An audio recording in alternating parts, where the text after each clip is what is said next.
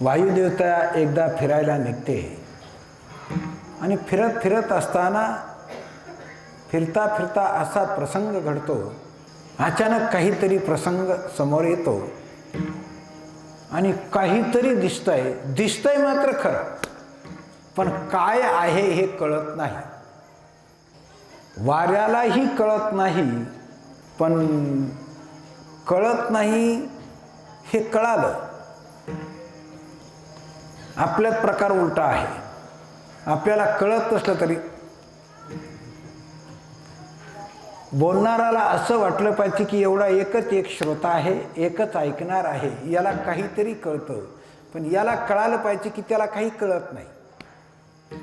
जीवनामध्ये जर आपल्याला कळत नाही एवढं जर कळालं तर नक्की तो मनुष्य, ती व्यक्ती यशस्वी झाल्याशिवाय राहत नाही.